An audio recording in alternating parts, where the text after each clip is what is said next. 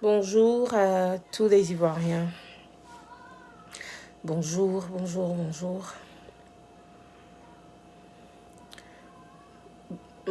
Ce soir, j'aimerais lancer un message par rapport à ce qui se passe dans notre pays. Ce qui se passe est très grave. Notre pays est en train d'être en feu. Je ne dirais pas est en feu. Je ne veux pas être pessimiste, mais je dis est en train d'être en feu parce que si nous n'arrêtons pas ce qui se passe, les choses pourraient dégénérer. Mon message s'adresse tout particulièrement aux figures emblématiques de la Côte d'Ivoire, surtout à Drogba Didier. Je vais te tutoyer parce que toi et moi, on est de la même génération. Ok? Et tes cousins sont mes amis. Voilà, on sait de quoi on parle. Drogba, en tant que personne internationalement connue et je dirais influente, je viens de lire un de tes posts sur Facebook où tu appelais simplement à beaucoup plus de calme parce qu'on a un seul pays, protégeons-le. Merci. Comme d'habitude, tu fais encore preuve de sagesse. Tu es très sage. Mais je crois que pour toi, ce n'est pas suffisant. Je crois que pour le poids que tu as en tant que personnalité dans ce pays qui est la Côte d'Ivoire, ce n'est pas suffisant. Drogba, tu te rappelles qu'en 2000, quand il y a eu la guerre, tu avais appelé tous les Ivoiriens à la réconciliation. Et ton appel a porté. Ton appel a marché.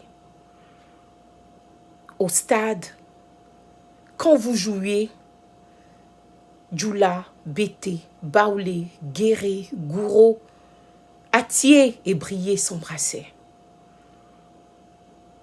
On a un seul pays. On a une seule équipe nationale qui nous réunit. Et comme tu le sais, en personne très intelligente, tu as su qu'en tant que capitaine de l'équipe, si tu fléchissais genoux et tu t'adressais à la nation, à ton peuple, les choses iraient de l'avant. Et tu l'as fait et ça a porté. Je vais te dire quelque chose. Ne te néglige pas. Autant un président, autant des ministres, autant des hommes politiques peuvent avoir une influence sur leurs partisans. Autant toi, Didier, ta simple voix peut porter. Parce que tu es internationalement reconnu. Parce que tu as été un capitaine exemplaire en ton temps. Parce que tu as gardé une bonne relation avec tes coéquipiers internationaux. Parce que à l'image de Eto'o, tu es le porte-parole de la Côte d'Ivoire à l'international.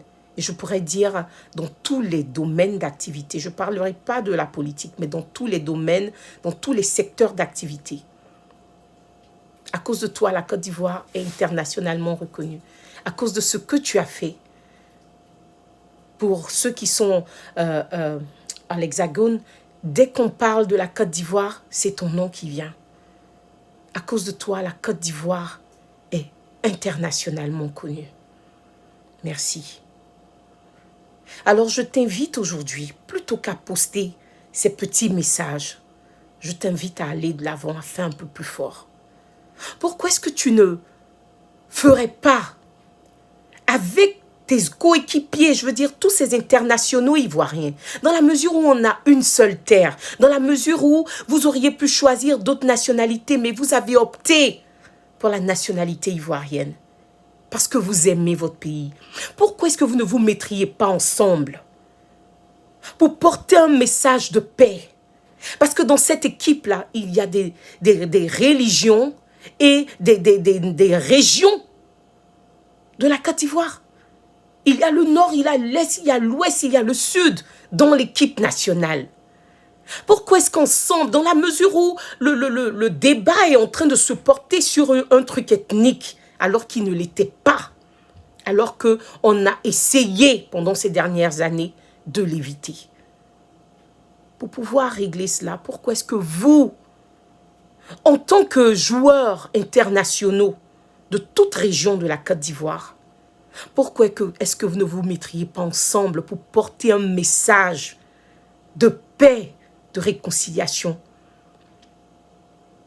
Les Ivoiriens vous aiment. Les Ivoiriens vous respectent. Les Ivoiriens vous écoutent. Parce que ce sont les Ivoiriens qui vous ont fait. Ils sont fiers de ce que vous êtes devenus.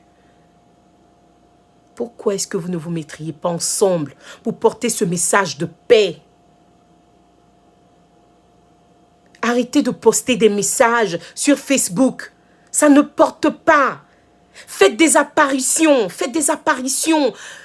vidéo, comme je le fais. Donnez des messages, faites des actions. Venez au pays, venez visiter, faites des actions, rencontrez les populations, parlez, rencontrez les hommes politiques, parlez. Si les hommes politiques parlent, vous aussi vous parlez. Je vous jure que vous serez écoutés. Les hommes politiques ne seront pas écoutés avant vous. Parce que vous êtes jeunes et la population de la Côte d'Ivoire est à majorité jeune. Là, les gens de la Côte d'Ivoire, votre peuple vous écoutera parce que ces jeunes-là ont un avenir devant eux. Ils comprendront votre message de paix. Je ne veux pas narguer qui que ce soit, mais je lisais un post où Eto'o, au Cameroun, faisait, n'est-ce pas, bloc par rapport à, je crois, une loi qui est tombée sur le Cameroun, je ne sais pas, par rapport au téléphone, un truc comme ça. Eto'o s'est levé. Il a dit non, il a eu sa façon à lui d'agir. Mais vous êtes cette personnalité importante, vous êtes ces personnalités importantes en Côte d'Ivoire. Quand quelque chose ne va pas, je vous en prie, ne dormez pas sur vos lauriers, ne restez pas assis chez vous parce que vous attendez que tout se calme. Mais vous devez jouer un rôle.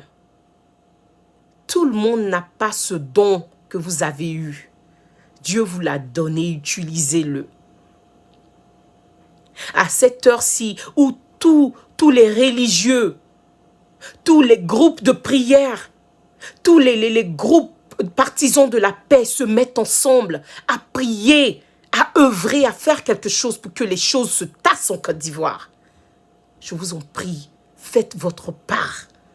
Drogba, joueurs internationaux, ivoiriens, faites votre part. Parce que la Côte d'Ivoire se reconnaît en vous. Vous représentez toutes les régions de la Côte d'Ivoire. Vous représentez tous ces groupes ethniques-là qui aujourd'hui s'affrontent. Faites quelque chose. Je voudrais qu'ensemble nous sauvions la Côte d'Ivoire.